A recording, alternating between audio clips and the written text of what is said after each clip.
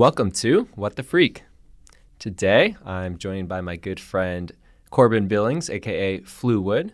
So happy to have you here on the show. Happy to be a freak.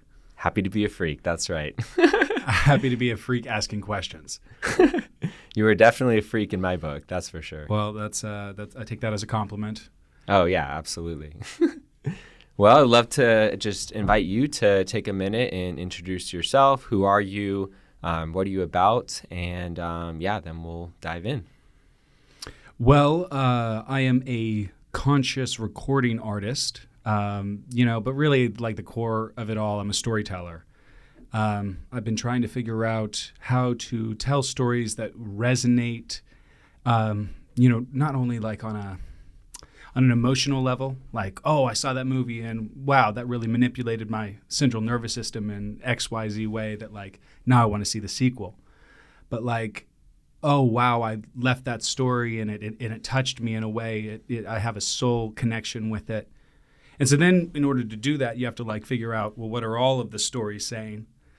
And then if you can kind of look through parallel mythologies, then kind of come upon a archetypal experience, which may relate something to like Joseph Campbell's The Hero's Journey. So it's like a lot of what I've been doing, whether it was in novels or movies or now music and music videos, is like exploring that hero's journey, trying to sculpt it into a way so that if somebody with like my particular, who like the same things that I like stumbled upon it, that they might be able to take that experience with me in a way that I took with like Alan Watts or Jordan Peterson or Carl Jung. So I like to sum it all up by saying I'm a philoso-rapper. Yeah. Yeah, and that's also the name of your podcast as well, correct? Yes, whenever I decide to do it, I have a podcast called the Philoso-Rapper Podcast. I think you running into similar issues that I was for a long time I recorded about 5 episodes and released them, and then recorded a few more, which actually never saw the light of day. Yeah. And then just for months went on hiatus. See, I think the important thing is having a young Jamie. We don't value enough in like how important it is to have a Ben Avery or a Juan Fire. I'm saying Ben Avery like helps Tim Dillon, Juan Fire helps Chris D'Elia, young Jamie helps Joe Rogan. Like having somebody who can help you make sure that the camera doesn't run out of batteries 30 minutes into the interview and then you didn't get the last hour. Stuff happens. Totally. Yeah, I fortunately came across my own young Jamie. Actually, her name's Honey. She's my amazing assistant. And she's the one who actually makes this all possible, really. She edits, she writes show notes, she does the social media posts for it and everything. So shout out Honey when you're listening to this. Yeah, Honey, if you want more work, let's talk. She's great. Because it's like, what I like to do really is just, and this is kind of going to bleed over into what I want to do in 2022 specifically, but it's like, how can you create containers where there's a possibility or capacity for like conscious expanding storytelling. And part of me wanted to infiltrate, I guess you could call it, like popular music.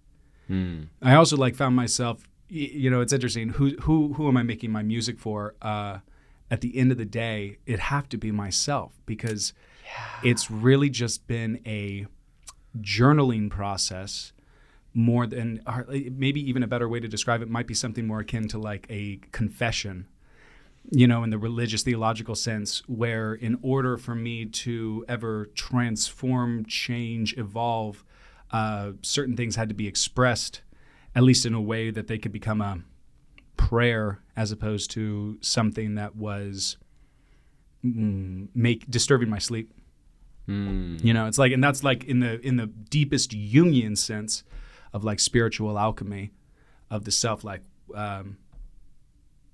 that's how do we have those containers? Because so many times it feels like the real intention, at least in society, is the distraction externally, as opposed to the internal self like evaluation. Anyway. Yeah. It's like, that's like an uncomfortable process sometimes though. And it's also like, why?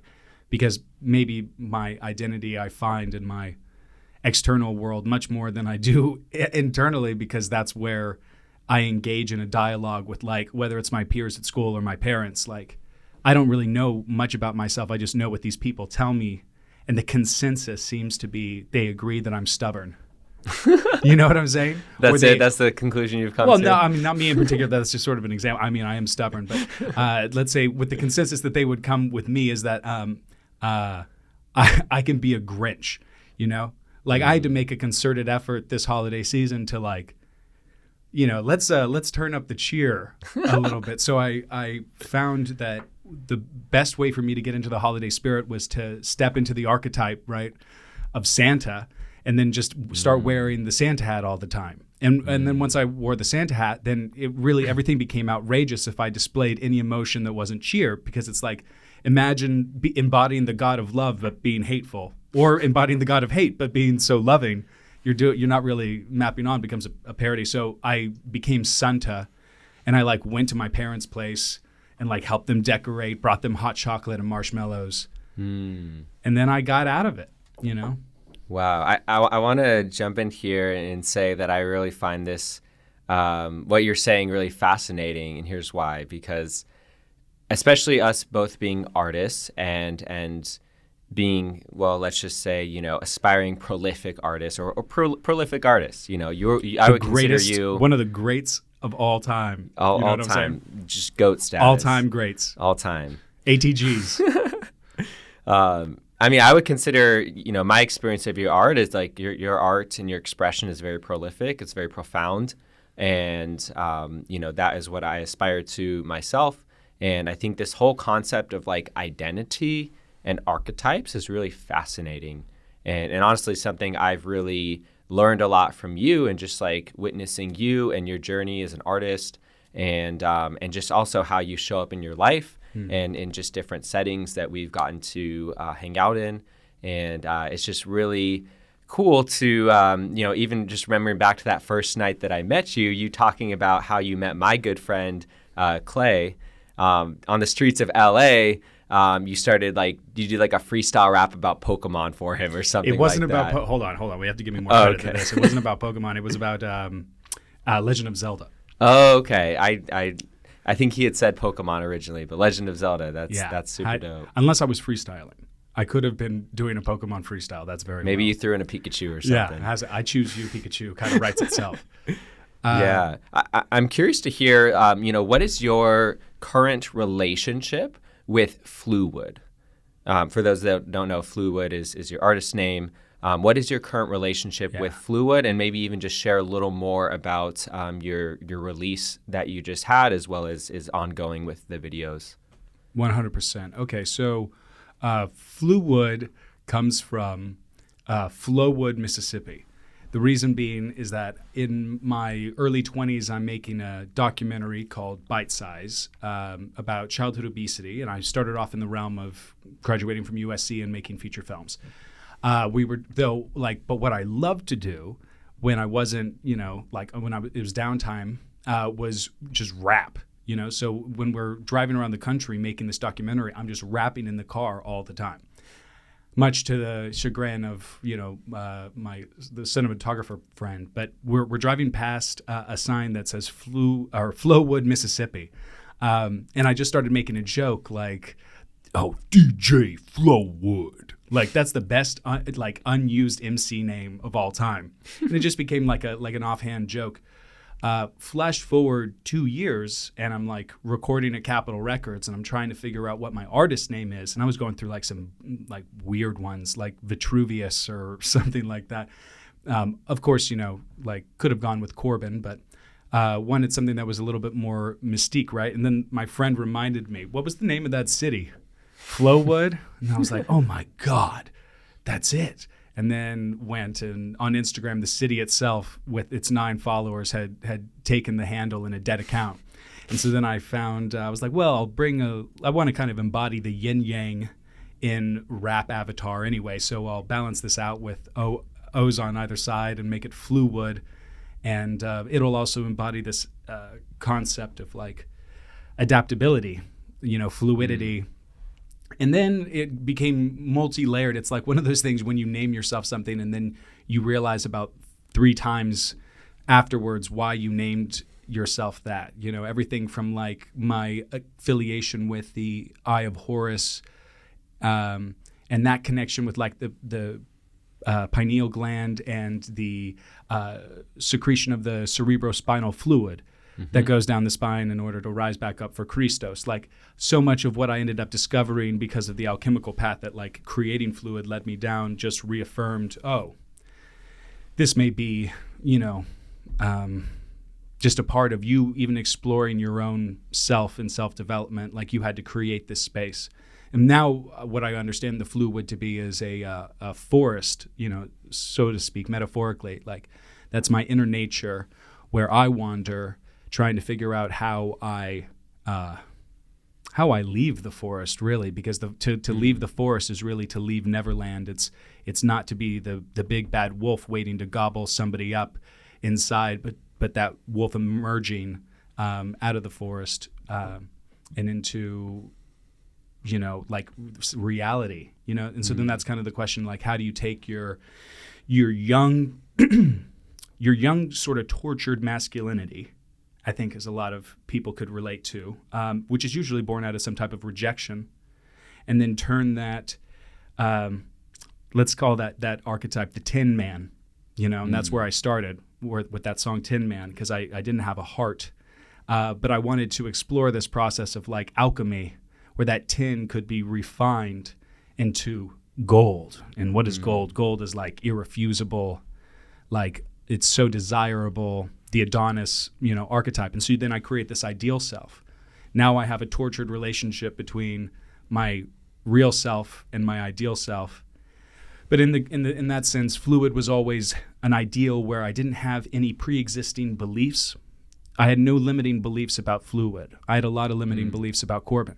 And what Corbin had access to, what kind of girls Corbin could attract, what kind of name Corbin could make for himself as a filmmaker or a writer alone, without being able to capture someone's attention span in 3 minutes and convince them that I'm an ATG.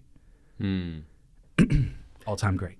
So would you say that Floowood is kind of is that like like your higher self? Is that like a blank canvas? Is it something that you use as like an anchor point to move you forward? Like, what is that like energy relationship? A lot. So it started off as a blank canvas, but over time I build limiting beliefs about Floowood.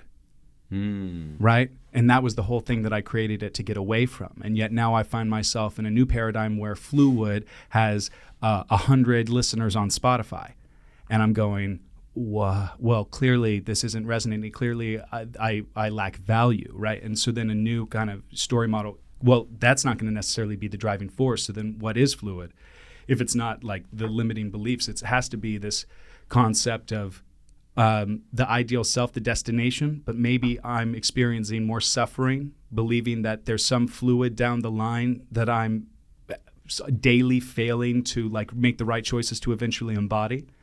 Or is there something where I'm Floowood right now and it's me on the journey, wandering through the woods, trying to figure out, even sometimes I get to a clearing and I think I'm out of it, but you know, I'm in a joke that the woods is created where there's a circular clearing, you know, and then it's just more woods. So it's just to say that the journey's never really over. It's just like, what are the woods that you create? Because this thing can be a spooky, you know, a spooky ass place to be. It can be well, with the rodents of unusual size and the fire jet shooting out, everything from The Princess Bride, like, or it can be a place of liberation and natural exploration where you're able to unleash, you know, and run as fast and free as you want to as your spirit animal. So one thing I'm hearing in that is that Floowood is almost like this vehicle or space for you to explore yourself, you know, the aspirational as well as just the present, as well as like the limitations of your identity and who you can be.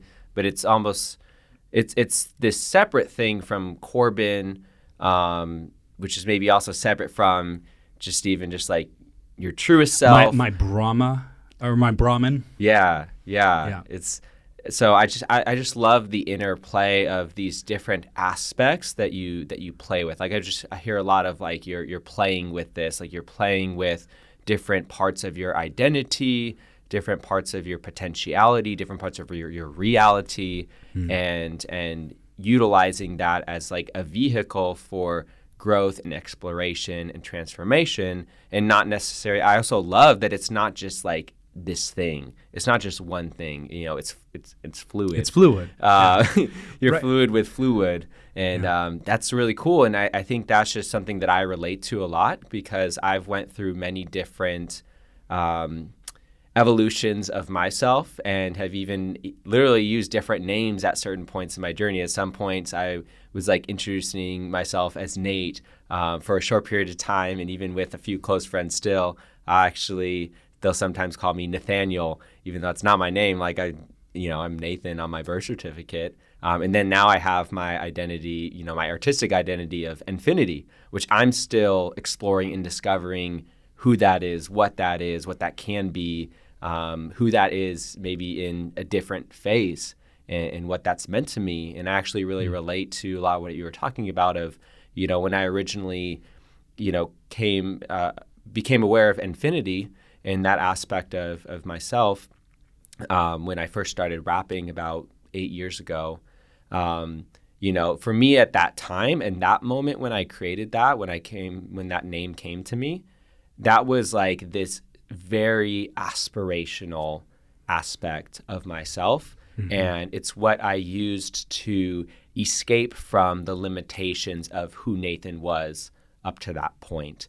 And I got to show up in an environment and through learning a craft, a form of expression that actually allowed me to speak into existence certain pieces of myself that otherwise I didn't previously have permission to explore or play with or embody, or seemed too different from certain mental conceptions of what I had about myself at the time, and especially a lot of, probably tied to childhood trauma growing up. It felt too heavy and weighted and anchored into this identity that didn't feel totally true or real, and yet I was so tied to it that I think I used Infinity as a way to anchor myself into something new and to open up new possibilities for myself. But as you were kind of talking about as well, like my relationship has changed with Infinity, and now Infinity, it's almost like I'm more and more am just like stepping into the ideals of who that character is, who that archetype is, who that being is, and I'm like more and more building a relationship with Infinity within myself, and I can more and more like step into that in a way that doesn't feel like I'm playing a character, but rather I'm just like embodying certain qualities that I value. So I just wanted to share a little more of how I relate to a lot of what you were just talking about. Well, I think it's interesting, like, right, because even the name Infinity, like, inherently lends itself towards, like, I have a vision of vastless self, potential-wise, available to me. It's infinite, right? That's kind of the inherent, like, to infinity and beyond is sort of the same, is what it sort of resonates as.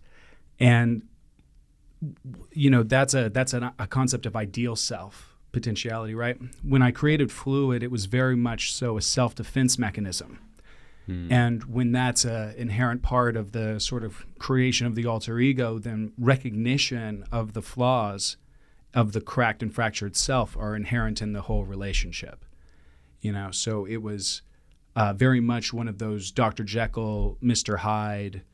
You could even say, like, the recently Willem Dafoe, the way he portrays Green Goblin, like there's sort of an everyman type of self, and then there is a fool, or there is a little embodiment of chaos who doesn't have to play by those traditional rules. You could be more if you listened to me and abided by this strategy, Mr. Nice Guy, because it seems like you keep finishing last. And so then you go down that road, and with me, that road became a exploration of what I was defining as what I defined as masculinity, based on all of the input that I had ever received, namely something that seems more like a James Bond than it does, like a family man. And what it led me to was sort of a real reckoning with even myself, because I may have been culturally programmed into having, certain expectations or a belief of how I should embody masculinity in an archetypical form.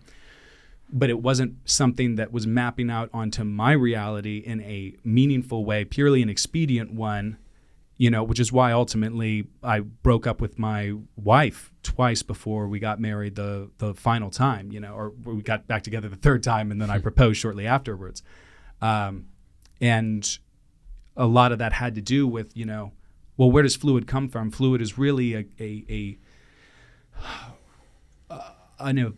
an artistic embodiment of the ego, in the sense that it's aware of its mortality, it's aware of the flaws, but we're going to protect you. And so we're going to maneuver in a certain way so that you're going to survive.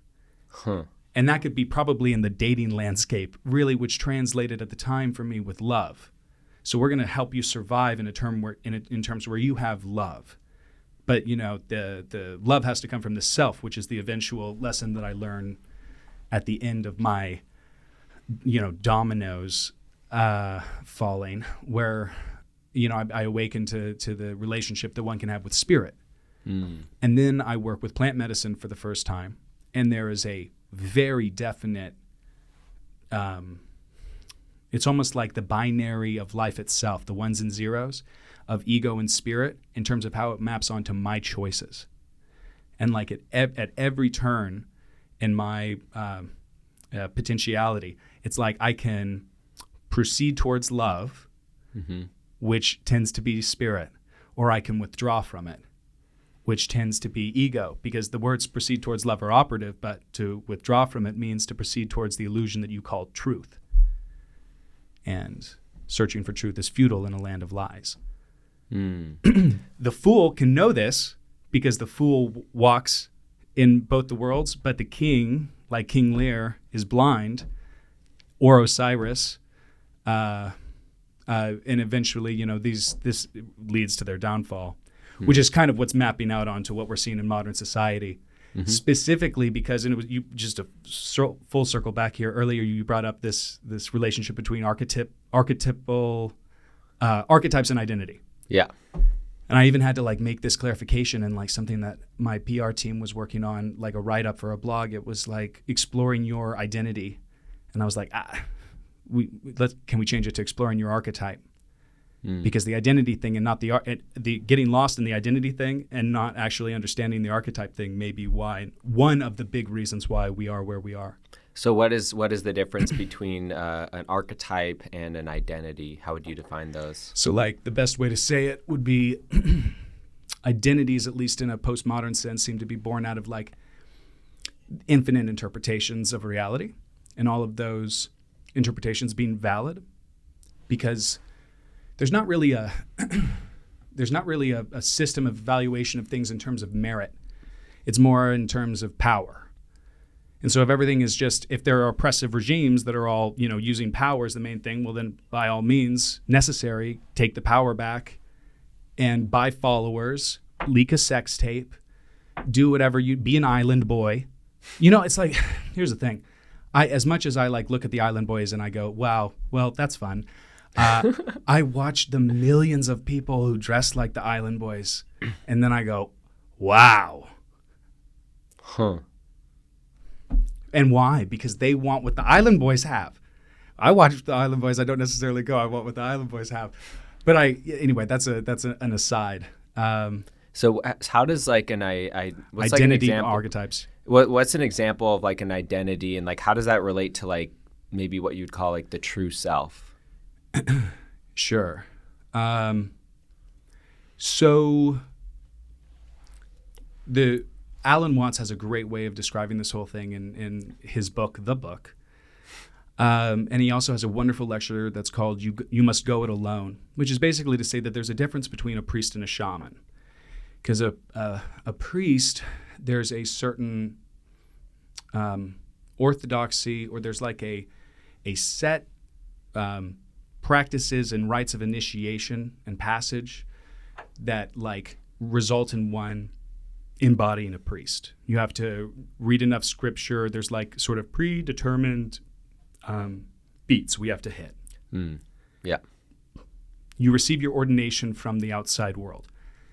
When you're the shaman, it's more likely that your teacher is going to lead you out into the woods. You're going to have to wander alone, and then there, with nobody telling you what to believe, with nobody dictating, hey, here's the way that you map out a successful evolution of self, you start having a communication with self and nature and seeing God in it and God in yourself, and you may come to more understandings, So it's like what Alan Watts argues is that a lot of times who we think we are, our identities, are basically constructions of what people tell us. And then at least what we agree to allow people to tell us, because sometimes people tell things about ourselves, and in today's society we go, block. We gleefully go, la da da, I don't have to listen to you, right? But that's a potential mirror. I have a hard time doing that. That's just a personal thing. Like actually like blocking out other people. Can't block people. I had a stalker for a while and I still couldn't block her. It's just anyway, I eventually did. I learned, but boundaries. Boundaries are important. And also consent, right? Because sometimes it's cool to push the boundaries if there's consent for that to happen. And only in the sense that it's a stimulating philosophical joust, But so anyway, the identities are going to be what is our family telling us? What is we get to a certain point where we don't want to listen to our family anymore, and then that's when we get into this sort of maturation where we go and we find our peers. We rebel against authority and we find our social group. We define ourselves like whether we're a jock or we identify with the nerds or a cheerleader or a misfit freak. We find our little groups, and then there's a potential where we can identify as something beyond our group selves into our individual selves. But the only way that happens is if you go it alone and you wander into the Floowood, because you have to wander the Floowood enough in order to even know how to act when you come out of it. And when you come out of the woods and you go back into that group, because you need to, if you go and learn all of these mastery tools of self and skill, please come and integrate it back into society, but you have to be able to integrate it. And then you're going to be awake to the dream around a lot of people who are still potentially unaware of the dream. And then that becomes, well, how do you raise consciousness? I say infiltrate art in as many media as you can. So it's like if I'm going to write something like the Book of Inferno or tell the story of Inferno, there needs to be the Book of Inferno. So we have 120-some page novella that reads like a Christmas carol that, is a companion to 2 dual albums that tell a journey of descent into the underworld and ascent out of it. And then pairing that as fast as I can edit, given I don't have an assistant yet, honey, like how much content can I release music video wise that also helps tell that story? And then how patient can I be with myself to trust that everything that I do bears fruit in terms of the seeds that I plant? Because that's everything that the universe has ever told me and shown me. And so when I also talk about what does fluid mean as an archetype as opposed to an identity, well, the archetype has to be that every single time that somebody finishes the video, they go, damn, that was really good quality. That felt like a movie. So it's less about the identity of who Floowood says he is and more about the archetype of what actually, if you go through my YouTube channel, how does every music video or trailer make you feel? So it's like we may live in a society where it's really cool to be a basketball player. So everybody wants to be a basketball player. Great. You identify as a basketball player.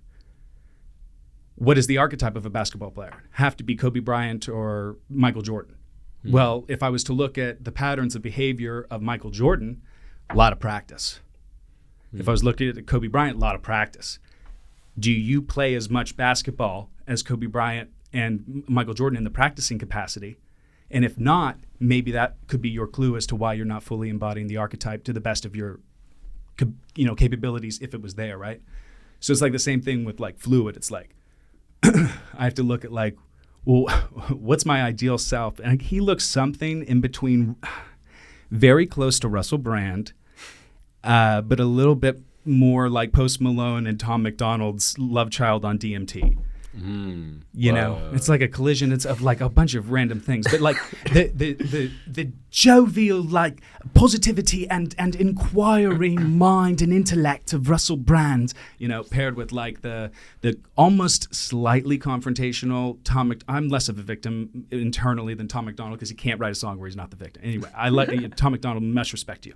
But and then also that kind of like you got to be vibey though. Like if you're gonna speak the truth, you got to be Post Malone about it. You know, make everything all a song, so everyone can sing along. You know, it's just like do that with a lot of vocal modulation to like a trap beat, and then you know maybe that's a way that somebody could lead themselves to like that path of going.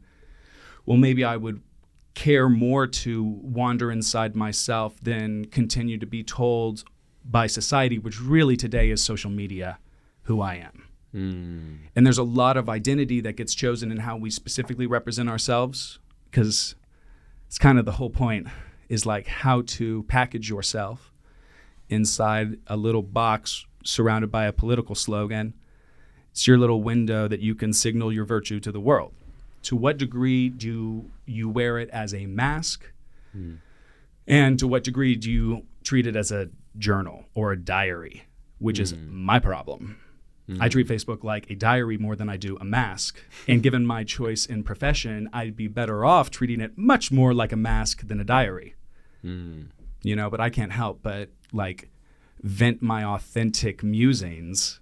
It's almost like a weird type of confession. It's like, dude, you'd be better off writing a song about it because honestly, nobody cares. But that's me being human. I wish that I had like a because the amount of time that I even like start writing something, a post, and then delete it. It's like, so just give me a dummy app. I wish I could write whatever I wanted and it would still come out like good vibes, have a great day, kiss your kids. Like there's like 100 preset positive things that regardless of what I'm like, you know, I didn't think Spider-Man 3 was that great. And then or Book of Boba Fett would be a better example. Have you ever considered making a private Twitter account and just posting all of your crazy thoughts there? All just no, because thoughts? I think that Twitter's more of like the you know, I'd have to. Or you're more of a Facebook. You're more like the depth that you can write on there. I want to figure out how to get into the metaverse early. Like I want to figure out legit. I want to figure out how to do a digital mapping of myself to create like an avatar character, so that you could log on to Floowood.com in the metaverse and like I show up there, and you could do this. You know, like, because eventually, like, you know, 15 years from now, deep metaverse, I could program enough potential conversations where what's the you know, it's kind of like the Ready Player One thing. I can't see a better way to preserve legacy than that for what Floowood ultimately is, which, you know, has changed a lot from the self-defense mechanism that it initially started, because I never got to this part about the ego spirit thing. I had to eventually choose to go to spirit. But it only felt authentic to go to spirit once.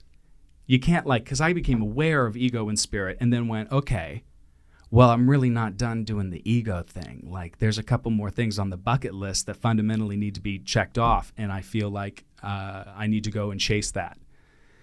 And then once I ran back into my wife unexpectedly when the Hindu hugging Saint Amma was in town. And she does this beautiful event where she like hugs hundreds, if not thousands, of people that come and line up all night. And yeah, I run into my wife there as I'm getting my token, and then I started to really realize the difference. I was listening to Jordan B. Peterson's 12 Rules for Life at the time, but the distinct difference of expedience in the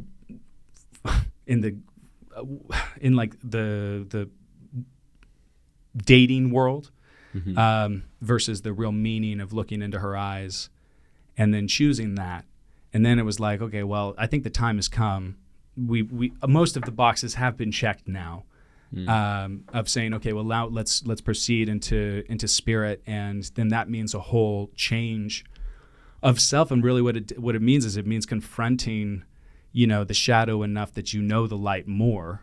The shadow is really in its place because you've discovered the light within you, as opposed to, and that may be more of an archetypal process as opposed to a identity process. It's it's one thing, like that's the inherent thing about the New Age. The people that say that I'm love and light, but then they don't have a good relationship with their mom or dad. If I looked at them, it kind of mapped more like we have a lost boy from Peter Pan than the archetype of someone who's actually love and light.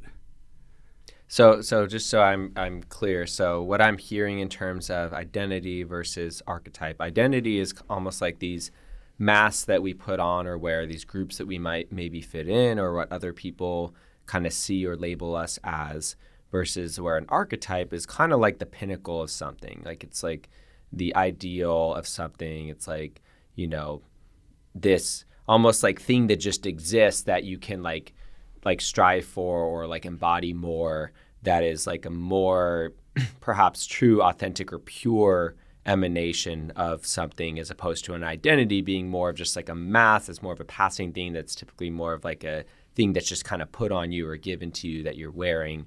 Whereas an archetype feels a little more like fundamental, a little more like, like less passing or ego-driven, more like just like deeper, truer self type of energy. I think that it's like Carl Jung would argue that it's like almost a part of the collective unconsciousness, or the collective consciousness, even the concept of the archetype, right? And it's important for, I know it's like some people may say it's like a trivial distinction. And, like this is a disqualification of identity at its core, which it's like, well, here's why it's important. Because it's really important for language and for storytelling. So let's say that we're walking through the desert and I point to a cactus and I say, hey, that cactus is a tree.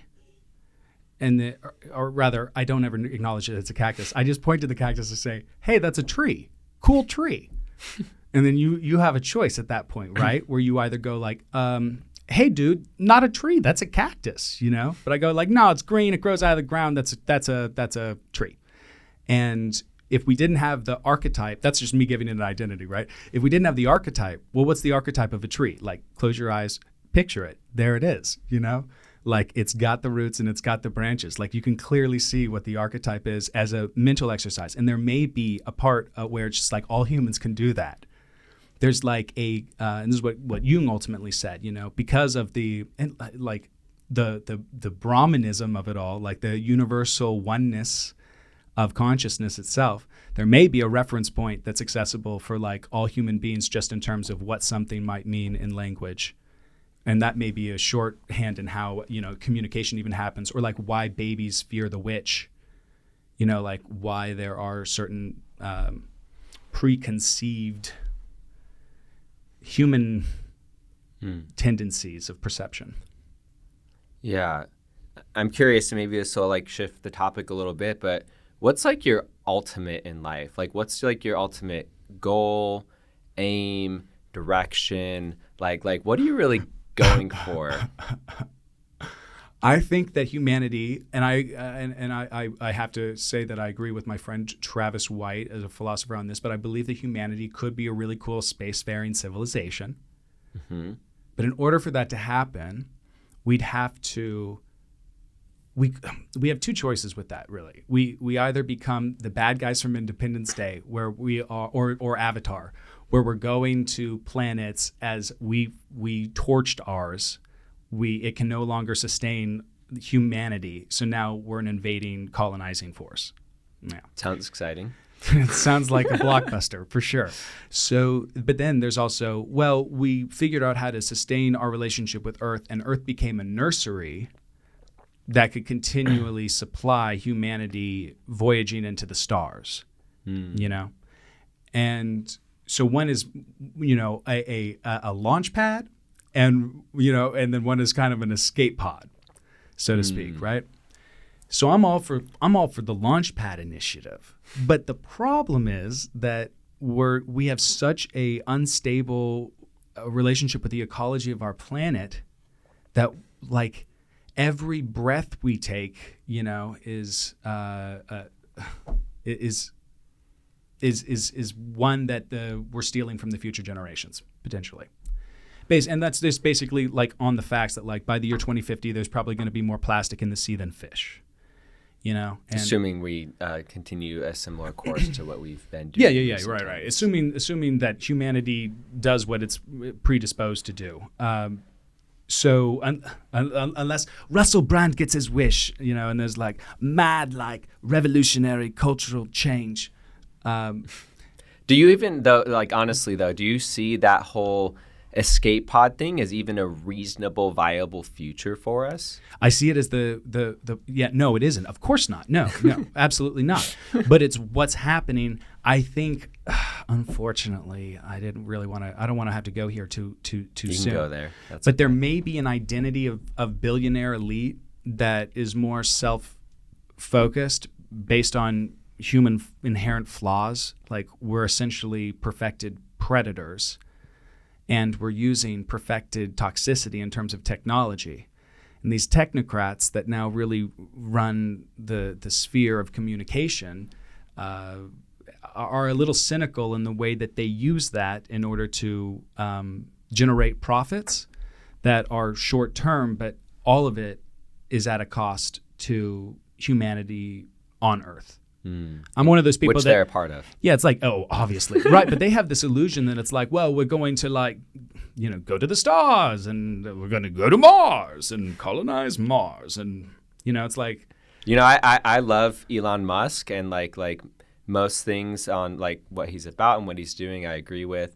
I do understand the whole like, the more we are able to create these technologies, like they do in some ways somehow ultimately benefit us here on Earth.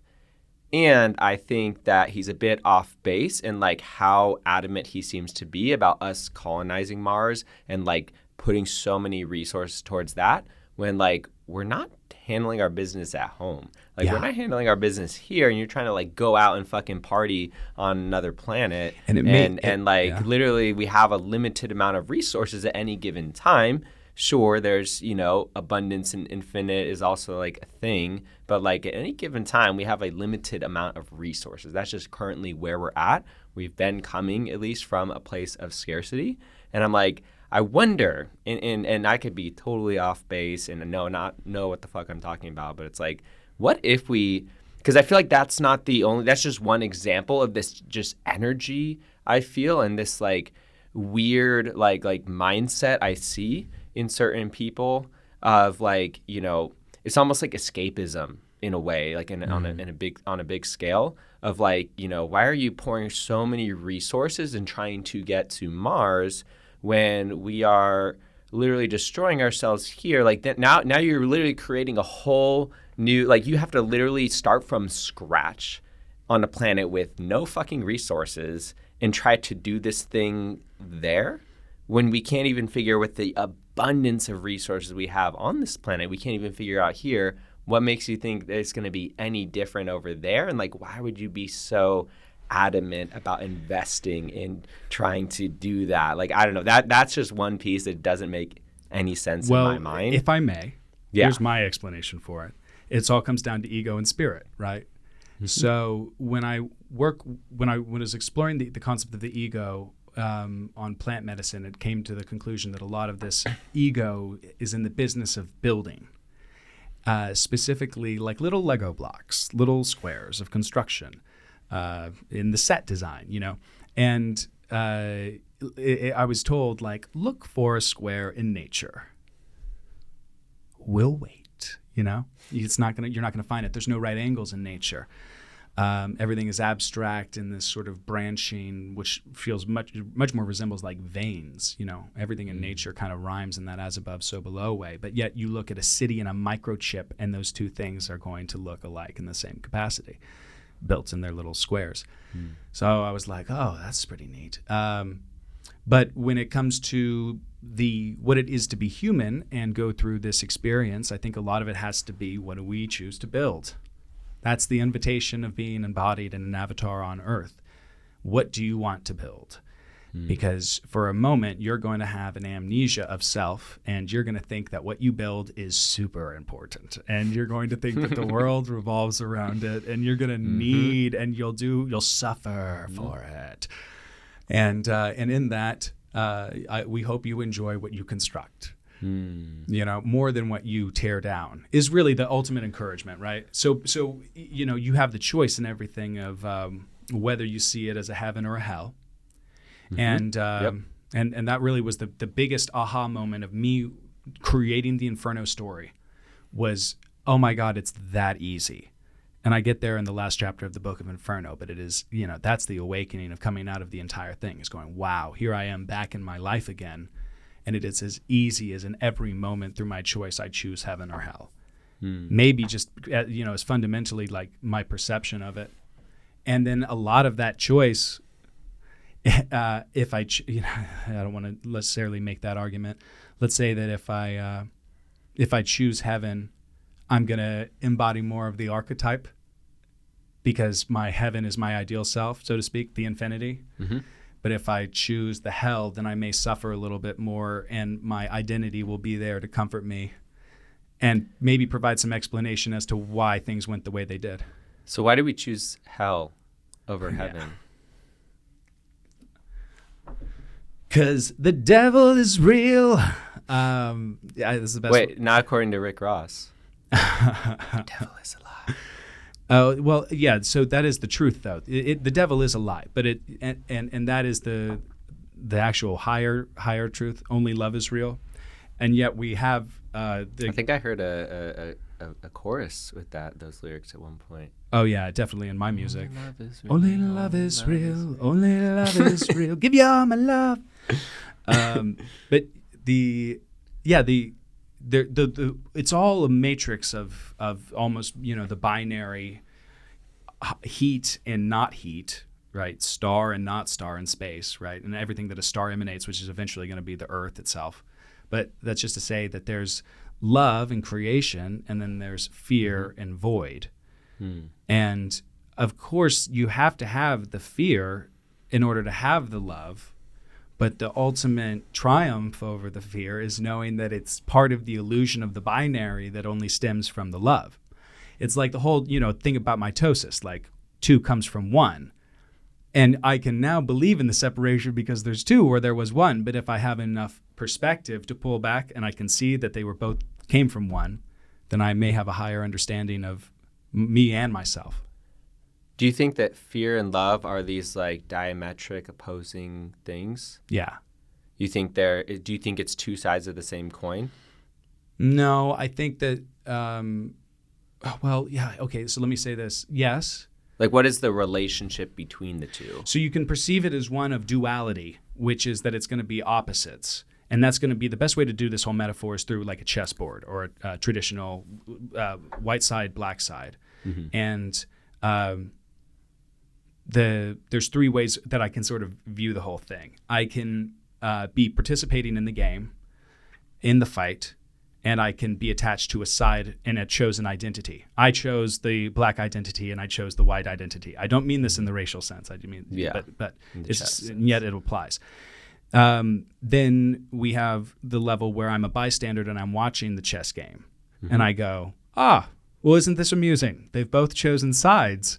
Let's see who gets the upper hand, Ooh, it's kind of scary when the dark side almost wins, but light prevails, And we do this game, and that's the drama that really makes time and space worthwhile, But that's just to say that then within that, you're also going to have like a recognition that the 2 sides are playing one game, which is when we get into this like distinction between duality and polarity.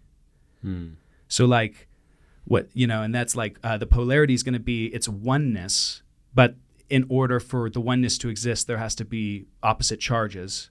And the duality is going to be, well, in order for there to be light, there has to be not light.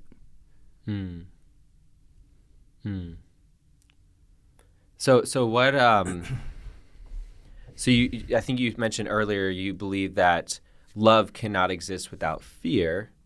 And yet no. love is only real. I don't know. Fear can't exist without love. Fear can't exist without love. Because there's the ability to refuse love, which is the big one. And that's what I learned about like what it means to devolve spiritually and refuse God in the path of, okay, we got to deconstruct this before I say anything invoking the name of like, but what is the Luciferian archetype of like descent from heaven to an embodiment, you know? And that's what was revealed to me, is that like Earth really is a place where the devil is real, because this is Satan's playground, not in the context of greater existence and knowledge, because there is only star, there is only light, there is only love. But within this little incarnation, we have room to play. So like when you say like Satan's playground, what I hear in that is that we have the ability to choose love or to not choose love. Also, bad things happen. Like just straight up disaster and catastrophe and famine, and life is hard, and it's built into the mechanism that it's a little challenging, and that may be a test of why the game exists. So why do you think the game exists? Because it's fun. You know, I mean, at the end of the day, like, because it's entertaining. Is it though? I think God is having a blast. You think God's having a blast? I think he's having a blast, because I think, you know, now that he's dead, like, and Nietzsche, you know, has made his announcement, I think at this point it's like, you know, it's just sort of floating through like infinite perspectives. You know, I mean, that's the. So then what? So God's up there having a blast. You know, and up there is a relative term. Right. So God's having a blast. in there having a blast. God's in there having a blast. God's in here having a blast. What about me? What about you? What about us? What are we doing? What? While God's having a blast, witnessing, watching, observing. I shouldn't say that. Like, okay, so having a blast doesn't necessarily mean that like. Sometimes in order for the story to be really good, there has to be a cost. And it kind of gets more into like the hero's journey type of thing. Like, yeah, you know, you learned about the Force when Obi-Wan taught you, and wasn't that great? Wow, he was a real cool pillar that you could lean on after you left and lost your family. But now he's dead, you know? But can you still communicate to Obi-Wan, or can you? Anyway, that's just to say that like when we experience these great costs, they may be you know, almost like experiences of what allow us to change and become grateful. Like it's only after losing Uncle Ben that Peter Parker goes and understands, or now, I don't want to say that's a spoiler, but with great power comes great responsibility, you know, and then that's the responsibility is what's fun. And it's kind of the point. Like you have this plant. And having this plant on this desk provides meaning. It provides a nice atmosphere. Everyone benefits. Yep. But we have to take care of the plant. Why? Because it's my responsibility. And this is why I love Jordan B. Peterson, because, you know, he came to young men with a real encouragement of take responsibility, stand up in the world, you know, clean up your room, stand tall with your shoulders back, you know, present yourself in the best possible way. And do what you can to endeavor, right? The problem is that now, you know, sometimes that can lead to an unhealthy attitude, as it did as we've like seen in the last 50 to 60 years, like where we are so concentrated, at least in the West, of leaving home and making our fortune, that we take on responsibility, but at the cost of nature, right? We're like in this experience where we're like somehow dominating nature through our industry. And it's like the thing where we don't take care of our mother because we're too busy out there making a name for ourselves. Ooh. It also speaks to why the billionaires want to go to Mars as opposed to invest in the ecology of Earth, because it feeds the ego more to build. Sounds like some wounded masculine shit. Oh, assuredly. Why are they launching giant phalluses into the sky? Is what Bezos has threatened. Like the news with Jeff Bezos is that he's got this is like the thing until he bought the papers. Like the large news with Jeff Bezos has surrounded him, like him launching his phalluses into the sky and taking celebrities on joyrides.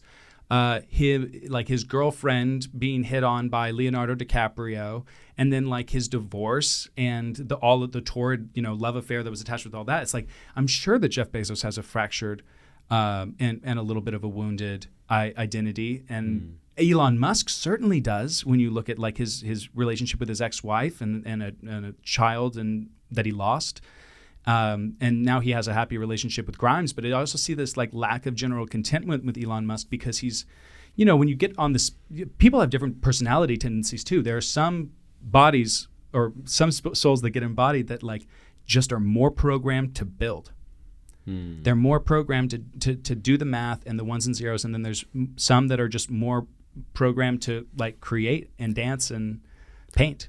So how do we know the optimal way to invest our time, energy, attention, resources, and it seems like we've gotten off track, like as a species. Like it seems like we've been missing the mark for some time now. It's brought us kind of into this weird place where we're just in many ways like been teetering on the edge of our own destruction, which maybe that's been happening for a long time. But I think as we move closer towards the singularity and true AI and things like that, it seems to be amplifying. It seems to be getting more drastic and more like I have a harder and harder time seeing us continuing to literally exist as a species as we continue to have technology develop at an exponential pace.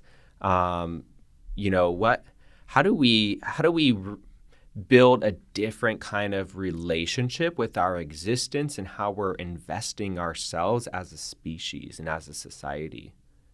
So there's a contemporary of Jordan B. Peterson at the University of Toronto whose name is John Vervaeke, and he's been working on this concept of the meaning crisis, which is an extension of the meta crisis, basically like the meta crisis being the threat of imminent extinction of humanity on Earth given the unsustainable relationship that we have with our ecology on a planetary scale. Yeah.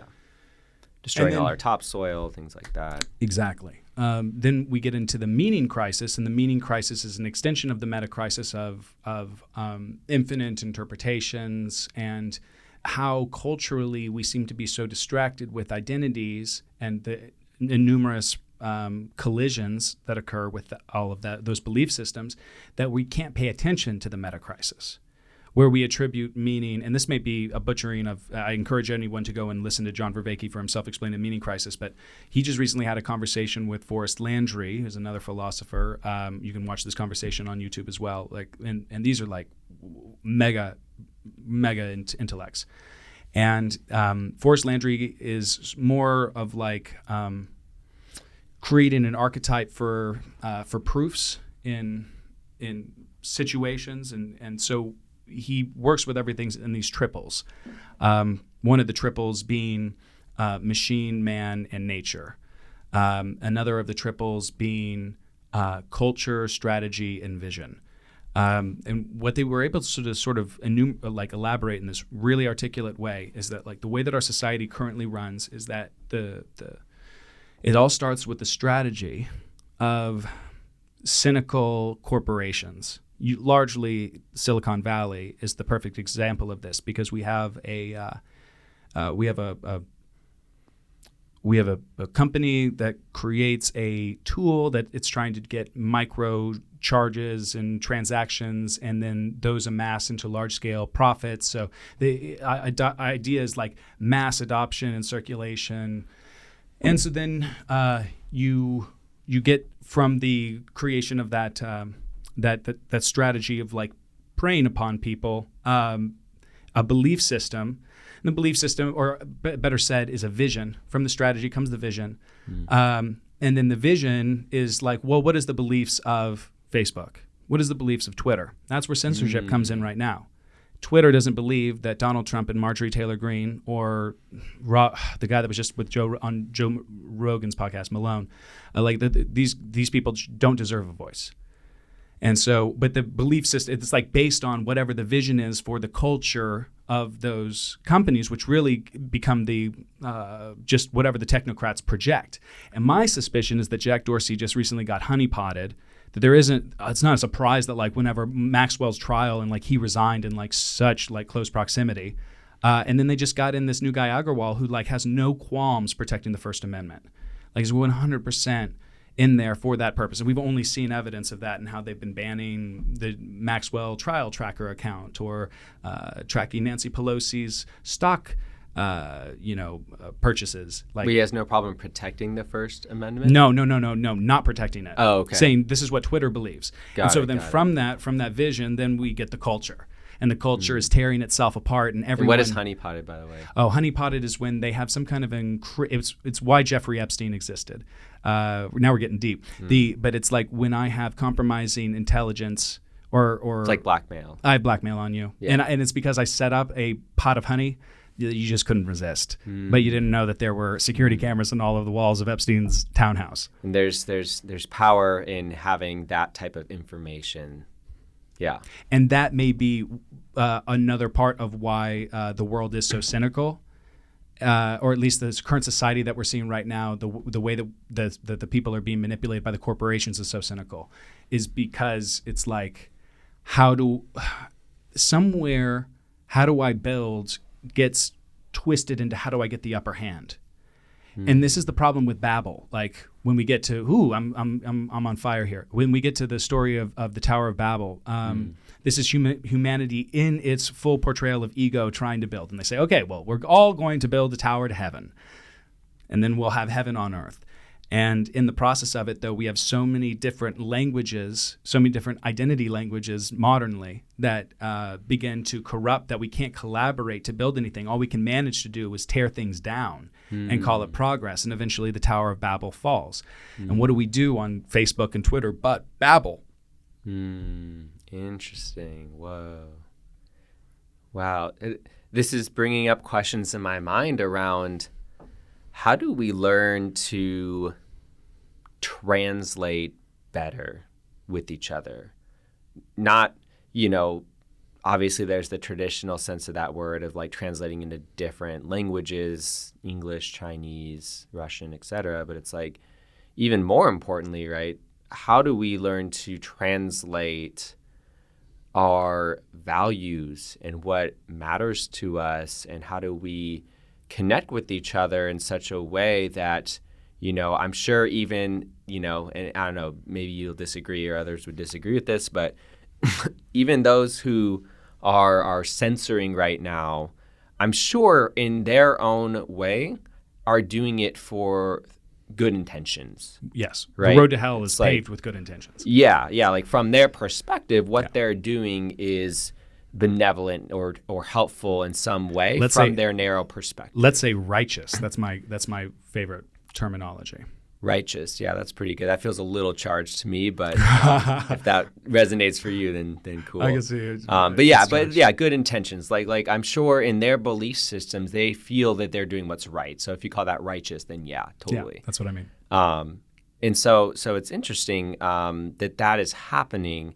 And my question is like, how do we learn to better see behind the veil of like somebody else's belief screen to understand where our intentions connect and how we can actually, or I guess maybe it starts with, do you even believe that in general other human beings want the same things in life? Like fundamentally, somewhere at our core, our roots, they all connect more than they don't. I think it probably starts with at least some basic type of belief around that. Yeah. I think that the key is that you have to completely annihilate any concept of superiority of self. And that's going to be really hard for those that are an ego as opposed to spirit. Because this self is defined by what I've managed to build or create for myself, whether career-wise or in my like immediate surroundings, wealth, materialism. Spirit is going to be like, what kind of a impact or a legacy did I leave? Like how did I plant the seeds that allowed shade for someone else? And but anyway, we really do get hung up on the superiority thing a lot as humans. And I think it definitely comes down to the fact that we like have forward-facing eyes and we have canine teeth, like we are perfected predators, in the sense that here we stand as like the people that have colonized so much that we're putting Earth in some kind of a jeopardy. But choosing what is the antidote to superiority of self, right? It's Martin Luther King Jr. and it's Nelson Mandela. And before I get into Martin Luther King Jr., because it's so important and has been so heavy on my consciousness lately, but it's like the story of Nelson Mandela and this concept of Ubuntu. And Ubuntu is basically saying that if a man wanders into my village, I make sure that he is fed and has water. Why? Because I would want food and water if I wandered into a village. And it's like the most fundamental, this is another great one. Like the golden rule. Bingo. Yeah. And you know how you just got that? Because it's an archetype. Right? So it's like, but this concept of Ubuntu is, so if we all share, we all benefit. And I'd share with you freely because I see myself in you.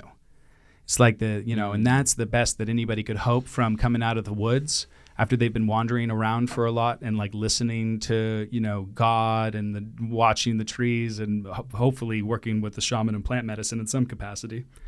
But a ritual initiation could just be a sober hike where you break out of your 9 to 5. You come back and you're able to apply that. So it's, let's see. I can jump in real quick. Yeah. I really love that. And actually, so that concept has been coming up. Ubuntu. I had to remember what I was talking about. Oh, yeah. Yeah. Right. So Ubuntu, that has been coming up for me a lot lately. The terminology I've actually been using, but it feels like a very similar concept, is one thing that I'm stepping into more, that I'm leaning into more is really this quest to become more and more undeniably benevolent. Like, how do I show up in the world in such a way that every person who comes in contact with me is grateful for my existence? And I have, and I think the way to that feeling is genuinely elicited is by genuinely being of service, is by genuinely helping, supporting in some way, and like making that person's life better because they came in contact with my existence. Ooh, that is what Paulo Coelho describes as the philosopher's stone in The Alchemist. Really? It's that it's living in such a way that anyone comes into your circle or your surroundings is refined and becomes better. And it's all that the philosopher's stone ever was in like the spiritual alchemy sense. Like, how do you live as the person that when you come into contact with people, they're better just for having interacted? And it's like, this is why role modeling is so important. Yeah. And why I have to steer the conversation back to Nelson Mandela and Martin Luther King Jr. So it's like we have apartheid happen in South Africa. And when Mandela is initially imprisoned, before he spends, I believe, 27 years, he's a radical. He's like really a fundamentalist in his belief system. And to a degree, he's extremely righteous. Like I can say, I agree with that. But what when he's about to be released from prison, the expectations is that there's going to, based on the like archetype of person who gets imprisoned and what happens when they get out, is that the expectation is going to be that there's going to be blood in the streets. But when Mandela emerges, he comes out because he's learned so much grace that in Ubuntu, that he's coming to a centered place where he says basically like acknowledgement. And acknowledgement is enough to move forward. There doesn't have to be retribution. And there's this incredible transcendence of violence as a result of it. And and that's a beautiful thing and a beautiful story in itself for South Africa. So I'm not saying that South Africa is perfect or anything, but Mandela is a beautiful story of a man and potential for role modeling and being the philosopher's stone, much more so than Harry Potter. But then you get into Martin Luther King Jr. And I, when I think about the fact that he was murdered, shot in the neck, it's like, how devastating. And I was never alive for any of it, you know, and I don't think that I've ever really grown up in a culture that I feel like has necessarily properly mourned that loss, because it's so devastating. Like what civil rights did is like I didn't necessarily have this proper frame until recently. Like a woman couldn't get a credit card until 1974, like in terms of opening a checking account. Some rights or law or act got passed, and it like baffled me. It kind of stunned me. And it's like that wake of what civil rights did extends beyond. It extends to like a disabled person getting a job. It's just basic human rights, and it's like, so the Constitution worked. If the Constitution, this is to quote my friend Travis, who I've been exploring a lot of this with, brilliant philosopher, but if the Constitution is worth the hemp that it's printed on or that it's written on, then the exercise of Martin Luther King Jr.'s dream has to work. It's like, but it's weird how like that holiday, and I've self-reflection, how that holiday isn't really celebrated. Like, we killed Jesus again. And it happened in America. The FBI worked to kill Jesus again. And I listened to his last speech. I've seen The Mountaintop, and there's like a lot of irony but it's such a beautiful message. He was such a beautiful soul.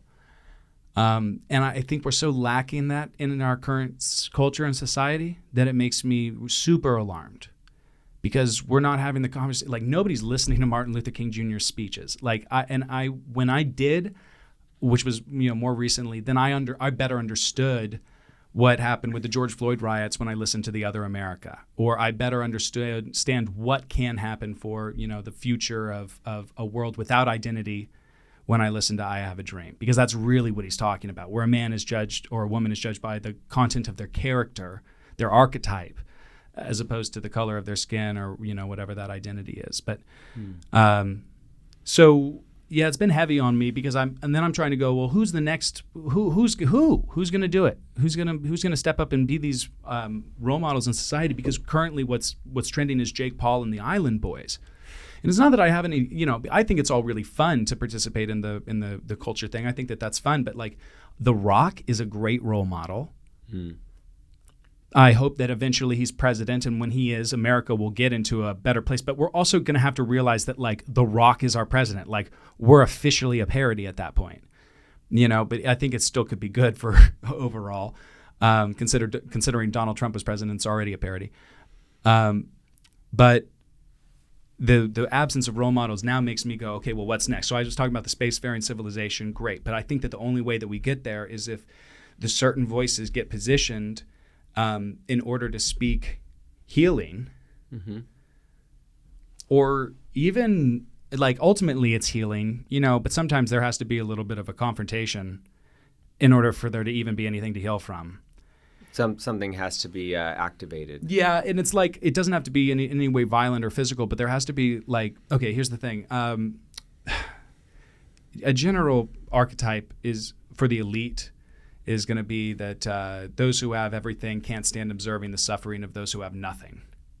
We see it time and time again with sort of people who would choose to ignore, and therefore ignorance, And so, given that people will not pay attention to the suffering or ignore it, like you'll have. It happened to me again. I lost my train of thought. We're grappling with some big ideas here. Yeah, I know. Oh, okay. Yeah, you'll have a role model. They'll step in and change the scenario. It's just to say that, like, and this is probably a good example that, like, I'm human and not necessarily the best person to formulate these arguments. But, like, in order for the strategy to not influence the vision and then determine the culture has to start itself from its leadership or what is relevant in art, and then influence the vision, a value system based on what that art means to the collective. And then that will manifest in the strategy of how humanity moves forward. It's how sort of Forrest Landry and John Vervaeke, to circle full back, solved that triplet. At least how Forrest Landry saw that you could look at it was, well, if you can give people some kind of an experience of initiation where they have that potential to understand themselves and what archetype they want to pursue and what's relevant to them, as opposed to the identity that's just really been put on to them, that they wear with a lot of pride sometimes, but it's kind of like wearing a mask, that there's an opportunity to, if you tell different stories, then you establish a different vision, and then you potentially can have a different outcome where we say, well, of course we're going to clean up our river systems. Like, of course that's what we're going to spend our money on, as opposed to like more war. So what I'm hearing here, it seems like a fundamental, crucial component for us as a species moving forward in a more positive direction, where we could potentially become this like launch pad as opposed to escape hatch, which is really just a self-destructing kind of thing. There has to be some type of agreement and emanation and dissemination of like a shared core values structure system. Like there has to be some type of agreed upon priorities for our species. There has to be some type of agreement upon what matters most. Yeah. And agreeing upon these values that ultimately have the best shot at benefiting all beings and benefiting our planet and our healing of our planet and our reconstruction of our relationship with our planet and our ecosystem. Because right now it seems like I see two things happening. One is nobody even knows what other people value. So there's just like a huge lack of awareness around like, I don't know what my neighbor values or doesn't value. And then two, I think a lot of things that people do value, and I think we just see this more clearly with those who have more power, the things that people are valuing right now are so narrow that they don't actually have the capacity to support all beings. Like their values aren't strong or expansive or wide enough in order to actually be of benefit to our species as a whole. I think they're limited in their capacity of who they can benefit and how much they can benefit, in what ways they can benefit. One thing just is, in business, like a profit motive is like something that we value in business. That's like a priority for us. That's like the thing, right? Which is funny because like when I was growing up, my dad told me that, and I was like, no, I don't think that's right. Like I actually don't think that's the most important thing. And he was like, no, like that you start a business to make a profit. Like the purpose of a business to make profit. I'm like, that feels empty to me. Like that doesn't feel right. I'm like, no, like you start a business to benefit someone or something. Like you start a business to be able to bring together a collection of people and resources in order to produce something of value that somebody experiences some type of benefit from. And that's why I really like things like a B corporation, a benefit corporation, where it's, the focus is more holistic on like what the purpose of that business is, and inherent within its purpose is to benefit more than, just yourself. It's like the focus isn't just profit. Yeah, like money and profits is a part of it. I think if you do creating something of value and you're doing things efficiently, like you should hopefully have excess resources that you can then reinvest and grow the business, and the people who are working there can benefit more from that. But to me, that's like a secondary thing that just kind of like happens as part of the bigger picture of things. But if I had to really focus on one thing, like what is the purpose of a business? It's not to make a profit, it's to benefit in some ways, to create a benefit. To be of service. To be of service, yeah. a product or a service. I feel like we've gotten so out of touch with like the true meaning of that word. Well, and it comes down. No, I'm not going to go there. I was going to make a vaccine statement, but I think that profits and vaccines, you already know what I'm going to say, so it makes no point. But the more important thing is like that comes down to what is the meta narrative. It's like, and to this, it's I love to reference the pyramids, and like why the pyramids happened. If we look at it from like the Manly P. Hall, The Secret Teaching of All Ages perspective, like we have a routine flooding of the Nile. And whenever the Nile floods, people can't work the fields and crime goes up and rape goes up and, overall bad human behavior goes up.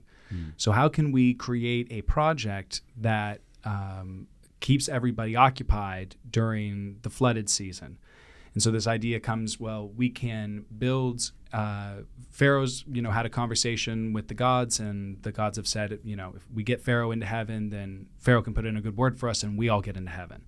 So we need to build a vessel unto which Pharaoh can get to heaven, and then we will, all benefit. So they construct these pyramids, and it's like a big collaborative process. It wasn't slaves at all. And then at the end of it, we've built this incredible pyramid. And what have we done? We created order and structure in our society for all of that time. And now, like, you can literally look at the geometry of it, and it's a save point. It's a checkpoint for all of time. This is what we can do. So now you don't need to worry about what you can build anymore. Look, we already built it precisely. The geolocation is the speed of light, for goodness sakes. Like the coordinates. I didn't believe that at first when I read it, but there's so much mathematical precision in the creation of all of that, and the story that whole that the pyramids tell is amazing. But it's just to say that what did that do? It created a meta narrative into which they created heaven on earth by saying we're going to get Pharaoh into heaven. So the same thing can happen when you have God, in a traditional theological sense, but then you have Nietzsche comes around, and we have, sort of like God is dead. And so then we develop this sort of idea of the American dream, and that becomes like this, manifest destiny and righteous pursuit of individualism and exploration of liberalism for sure. But like in that we're reducing human suffering and it's humanistic, but like, eventually it gets a little hedonistic, and the American dream is very selfish and obviously a farce, and we have no more meaning to like sustain us in contributing towards that. Like, and this is the Tower of Babel problem, because fundamentally the story that's driving my operating system, my meta narrative, isn't mapping onto a shared one that you have, because I may want to you may want to abolish something and I may want to reconcile something, or even worse, not pay attention to it. So then it gets to like the point of like, well, what's America's meta narrative? This is what I'm struggling with. Martin Luther King Jr.'s "I Have a Dream" speech is a huge meta narrative, and he's dead. He got murdered. What does that say? And what's happened since? And how can we deal with that? Because I don't know how to not get played by it otherwise, because it's got me played down to a T. Like, I really saw that when I wrote, the Book of Inferno, or I do my confessions and self-analysis. Like, the technology has Corbin figured out better than Corbin has Corbin figured out. How do I not allow that to be a weapon, especially moving into the metaverse, in which it's going to fully immerse me, and they're going to try to convince me that digital assets are as meaningful to me as material assets. If material assets were, beyond a house and shelter and were as meaningful. So it's like, you really got to know who you are to not get played. And but part of that is like, know who you are. It's like, well, this is why we need more people to help other people know who they are by them being who they are, and having the words to articulate it, so that something more like archetypes would be more appealing than identity. Because a lot of times identity becomes sort of a shelter that I can. It's like in its best sense, it's nationalistic and like the hoorah for my sports team. you know? And like, that's really fun. And that's why the Olympics exist. So that rather than everybody go to war, we can all compete in the Olympics, right?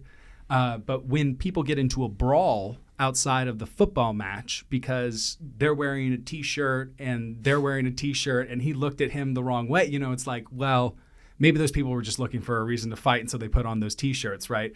And that may say more about it than anything. But that's just to say that, like,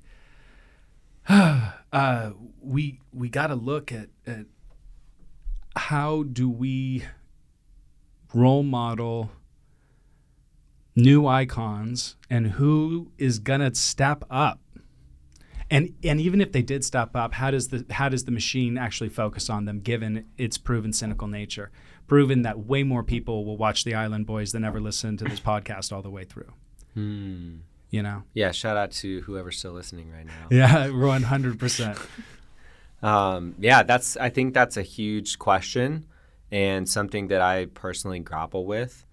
And maybe we can each offer, you know, a couple more reflections and then kind of wrap up for this time. But it's something that I struggle with as well, because I, you know, on a path of becoming more and more connected to spirit myself and just connected to my own essence, and you know, more and more I do see and understand, at least for a start, certain values that I could see being really beneficial for us to embody more as a society.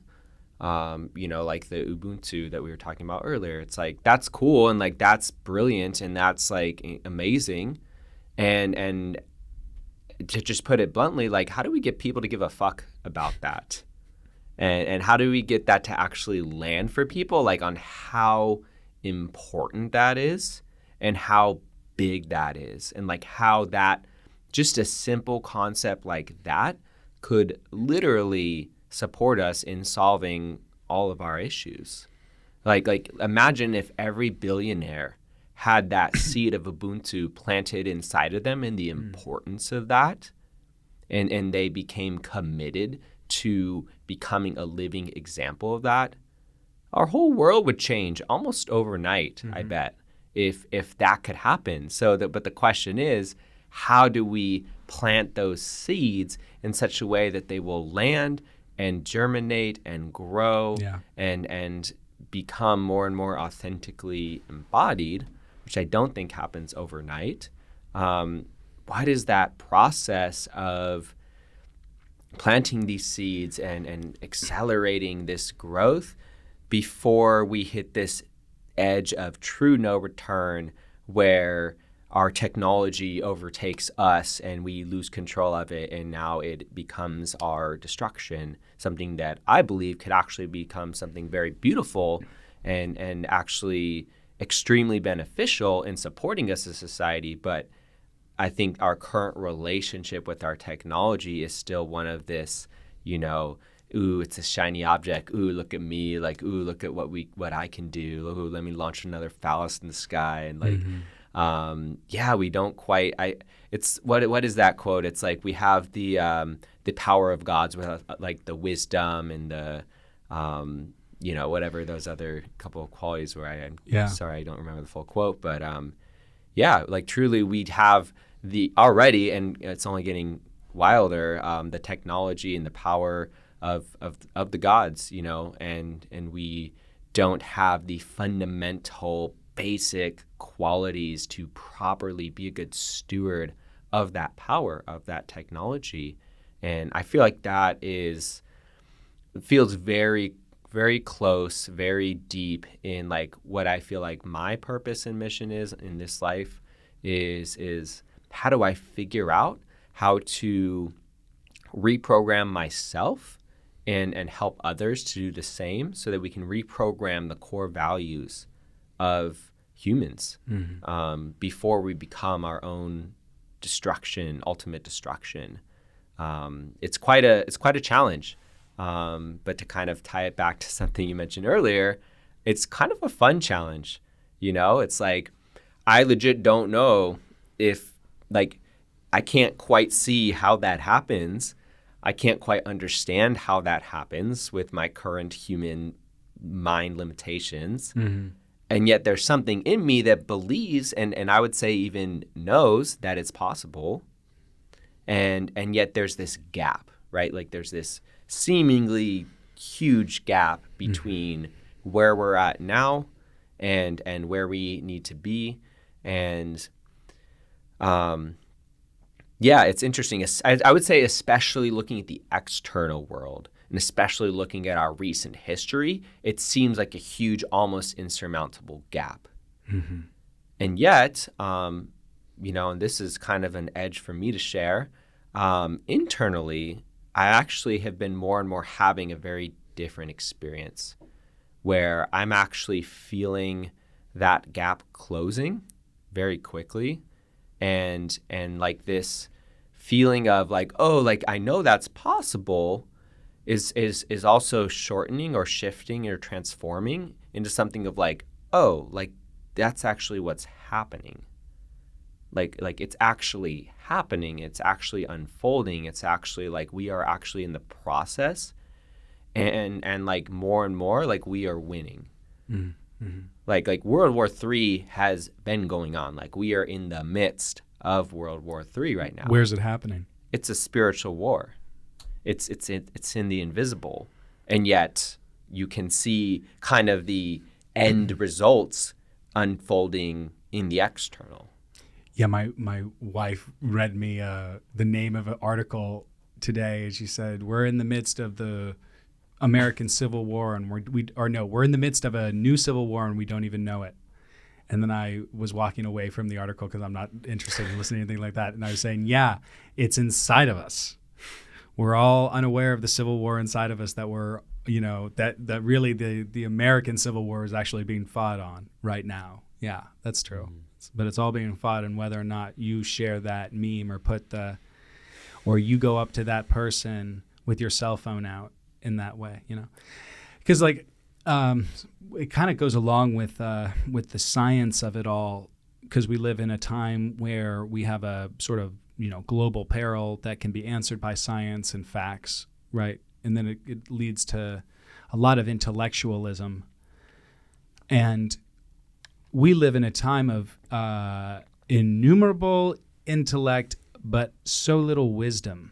Mm-hmm. And it's like a really big difference, because the intellect is that the children all need to be masked, and the wisdom is we don't need to mask the children. Think about the long-term implications of what this child is going to be like when they grow up because of the social conditioning that we're about to put them through. So I think, like look at any of the data and statistics, and that'll be self-evident. But it's just to say that, like, how do we curate wisdom and culture?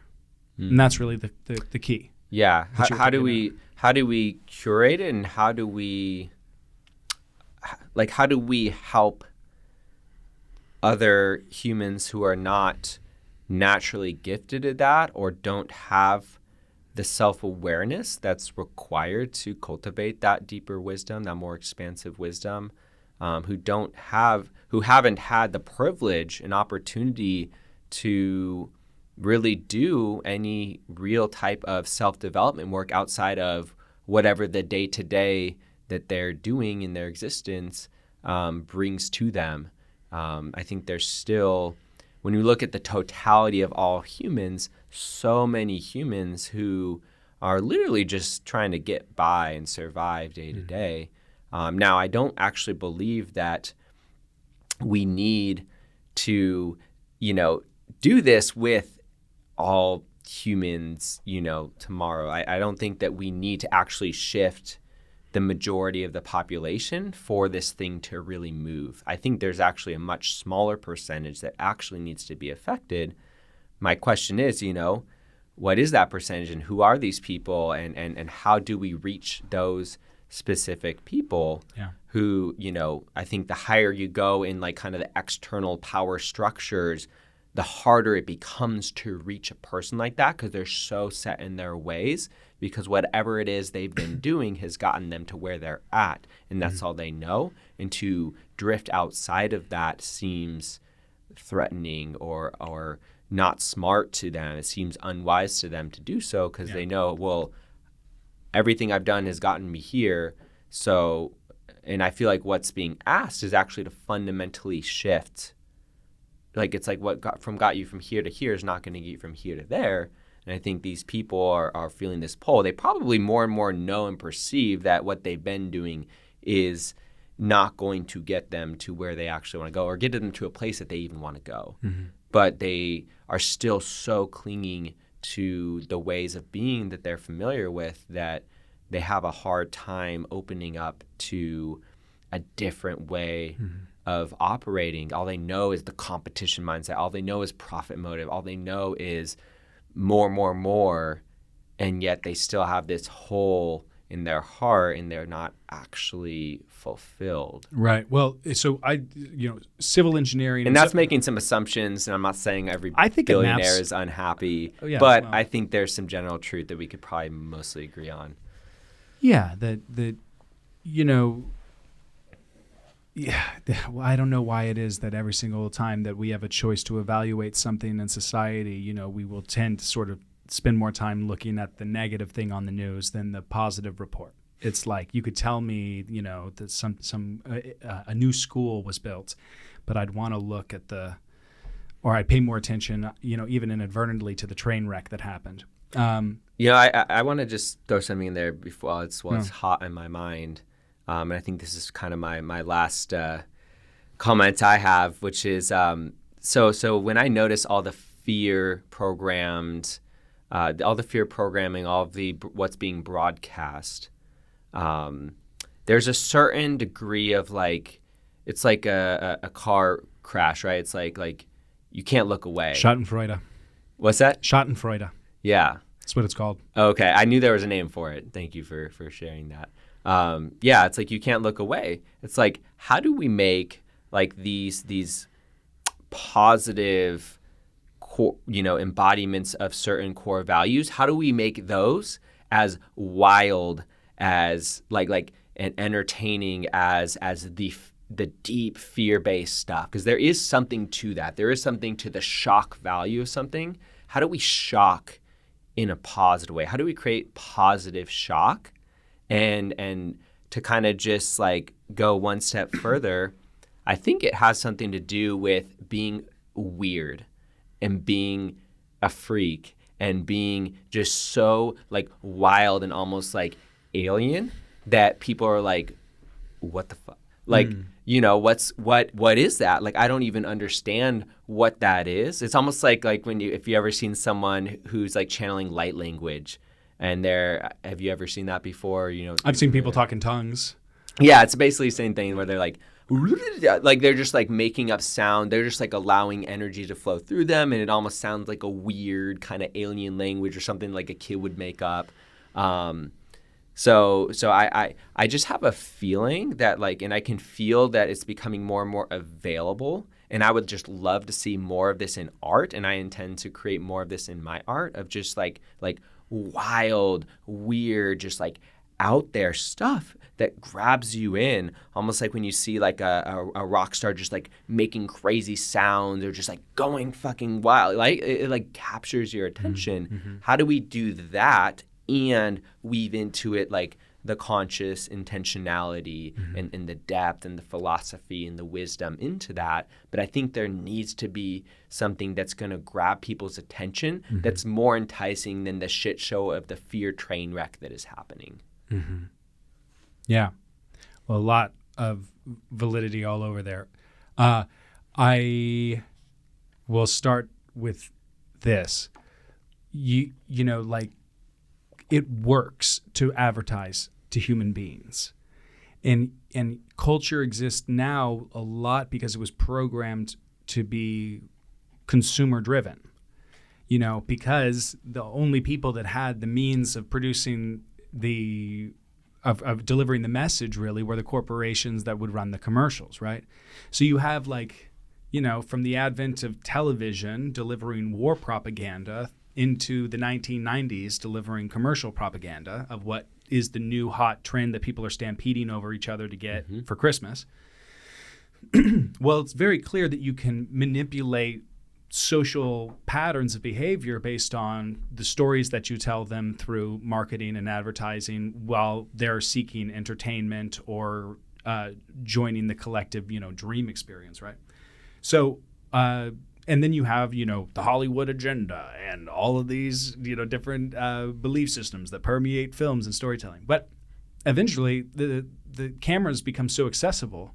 There's such a proliferation of recording equipment that we can do this. Now we have this explosion of voices, right? And so that's to say that the narrative can't be controlled anymore the same way that it was. But the new generation has to, out of this explosion of content, there's going to be new standout personalities that have an opportunity to attract mass attention and publicly defy the narrative. And as long as they act within, the proper way, conduct themselves, they can do it. Joe Rogan is the perfect example. Mm-hmm. Like Joe Rogan became the Tonight Show while the Tonight Show was failing during COVID, or, specifically Colbert is probably a better example. Colbert, we'll say that aside. Just to say that Joe Rogan is somebody who, SNL has to parody pretty poorly, but they do this in order to disqualify, because really it's a threat. Because you can't have, if you're CNN, you can't have somebody who's got your health guy from CNN saying, hey, what you guys said was not true. It's like you have to be able to, but now there's that explosion. So the best thing that could happen is that more people are Joe Rogans, but the thing about Joe Rogan is that he's got the meta narrative built in by DMT. So because he's already gone there, he's more into, and smoking weed, he's more into the kumbaya-ness, even though he's got his brutal UFC nature. He's into the respectful, let's sit down, let's talk with anybody.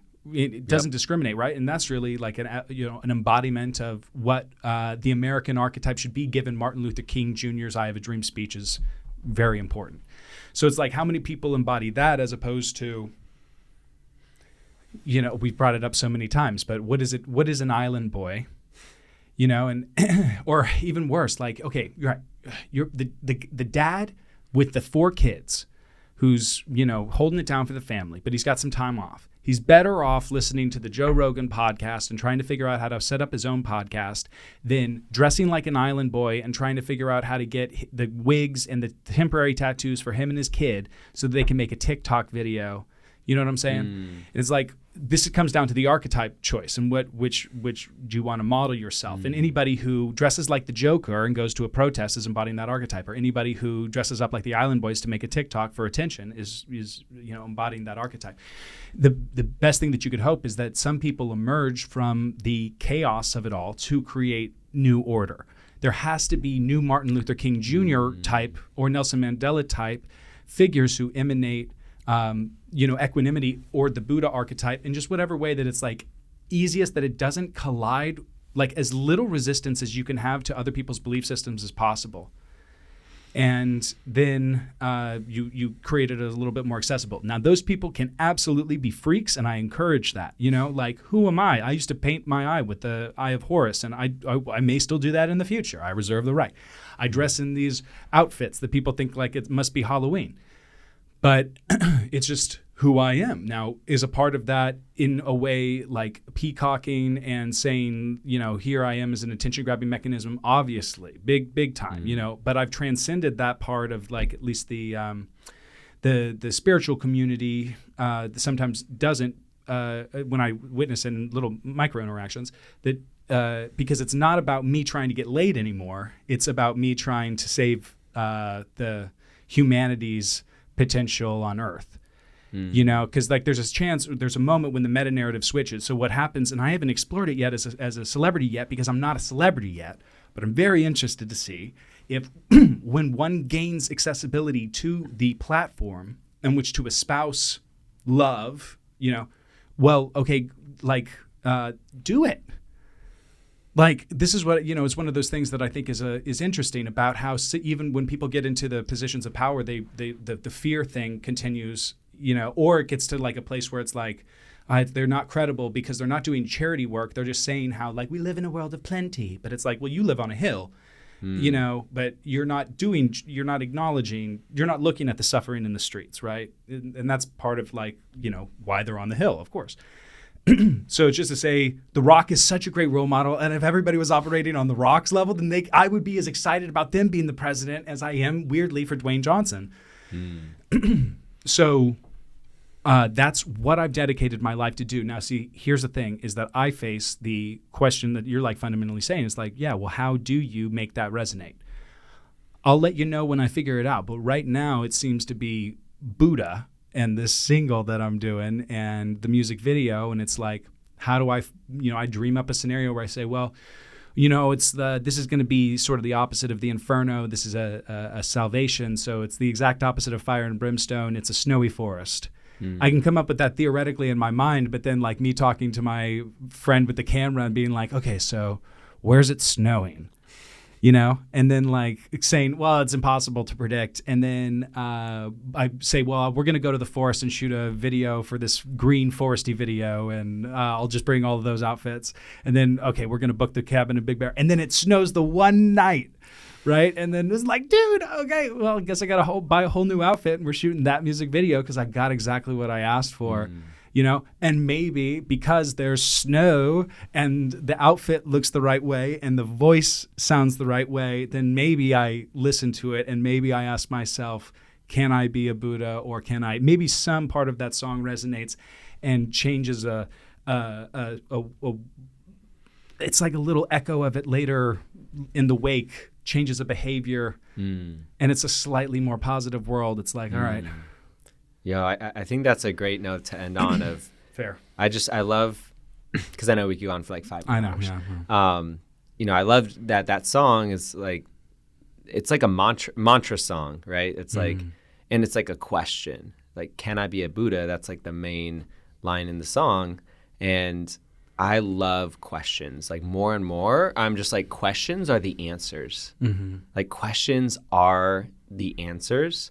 And the more that I ask myself better questions and the right questions and like resonant questions and just like really be with those questions, it's like the answers come from the curiosity. So I think that's really the note I want to leave it on, to kind of like tie up a lot of what we talked about today is, what is the answer? How do we become this launch pad? I think we need to ask different and better questions.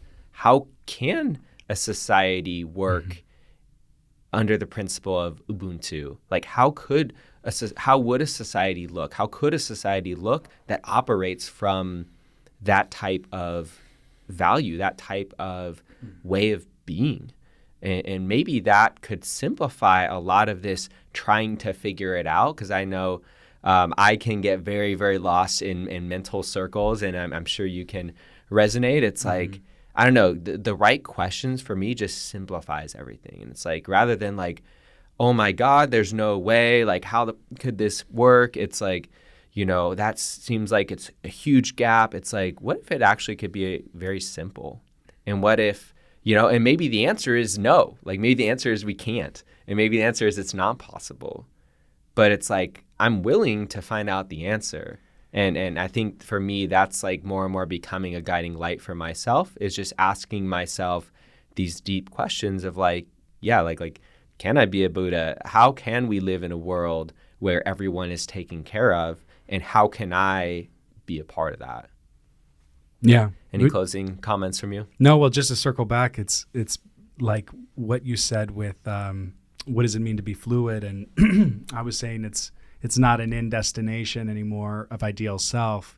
It's just the wandering in the woods, because I'm trying to prove that not all who wander in the woods are lost.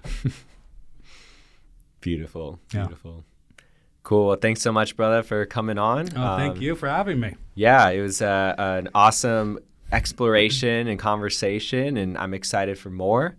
And if anyone listening, if you're still listening, thank you. That's awesome. This was a wild ride. And if you want to learn more about my buddy Corbin here, Floowood, please check him out. We'll link his stuff in the bio, etc. Thanks so much for coming on. Yeah, and after this, watch a Martin Luther King Jr. speech. Yes, I am going to do that myself. It's awesome. All right, thanks, fella. Yeah, thank you.